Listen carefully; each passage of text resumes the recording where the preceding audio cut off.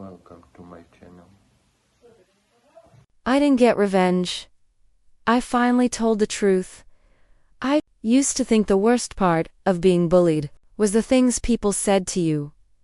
The names, the jokes, the constant feeling that you were the punchline in a story you never agreed to be part of. But I was wrong. The worst part isn't what they say. It's what you start saying to yourself. My name's Daniel, and for a long time, I genuinely believed I was the problem. Not just in school. Everywhere. I wasn't loud. I wasn't confident. I wasn't the kind of person people noticed when I walked into a room, and somewhere along the way, that turned into something else.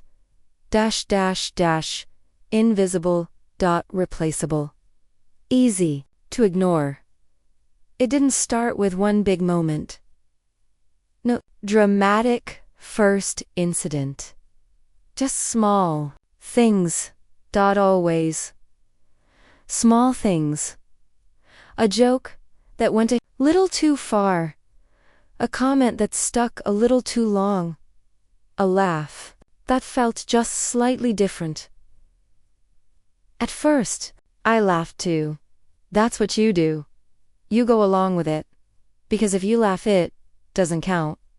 Right? But it does. It always does. By the time I realized something was wrong, it had already become normal. People would talk over me, ignore me mid-sentence, act like I wasn't even there. And when they did acknowledge, meets was usually to make a joke. Daniel finally spoke. Mark the calendar. Wait. Say that again. I wasn't expecting words. Laughter. Always laughter. And every time, I smiled. Not because I thought it was funny, but because I didn't know what else to do. You don't get taught how to respond to that. There's no script on it, no guide. So you adapt.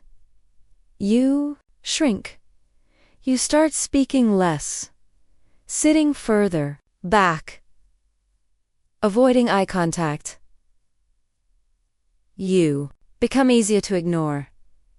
And the worst part, people get used to it. They start treating you exactly how you present yourself, like someone who doesn't take up space.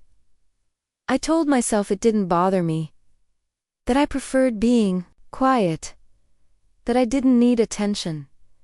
And for a while, I believed it. Until one day, something small broke that illusion. It was during a group discussion in class. Nothing special. Just a normal assignment. We were supposed to share ideas. Work together. I had actually prepared, thought about it. Even wrote some notes. When it was my turn, I started speaking. And halfway through someone interrupted me. Not aggressively. Just casually started talking over me. And no one stopped them. Not the teacher. Not the group. I just stopped talking. And they kept going. Like I hadn't even started. That moment for some reason more than anything else. Not because it was loud, but because it was invisible. Like I didn't matter enough to even be interrupted properly. Just erased. I went home that day and sat in my room for a long time, not crying, not angry, just thinking. And for the first time, I asked myself a question I had been avoiding for years. When did I decide this was okay? Because that's what it was. A decision. Not a conscious one, but a choice. Every time I stayed quiet.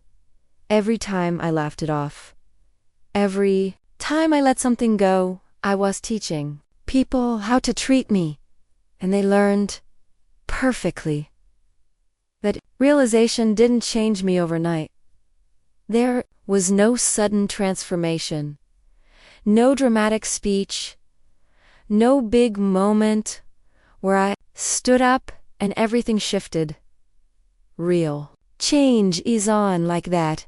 It's slower, quieter, uncomfortable. It started with something simple. I decided to speak again, not louder, just again. The next time someone interrupted me, I paused, waited, then said. I wasn't finished. My voice wasn't strong. It wasn't confident. But it was there. And that alone felt different. The room got quiet for a second. The person who interrupted me blinked, surprised, then said, "Oh, sorry," and stopped. Just like that. It wasn't dramatic, but it mattered, because for the first time I didn't disappear. After that, I kept going. Small things. Saying what I thought. Finishing my sentences. Not laughing at every joke. At first, it felt wrong. Like I was breaking some unspoken rule. Like I was being difficult. But something interesting happened. Most people adjusted, not all, but most, because people respond to clarity. And for the first time I was clear. There were still moments, still comments, still people who tried to pull me back into that old version of myself. But now I noticed it. And noticing changes everything. One day, one of the guys who used to joke about me said something again. Careful, Daniel might actually say something today, a few months ago. I would have smiled, laughed, stayed quiet. This time, I looked at him and said, calmly, I always could, no anger, no attitude, just truth. He didn't have a response, because there isn't one for that. And that's when I realized something important. I didn't need to win.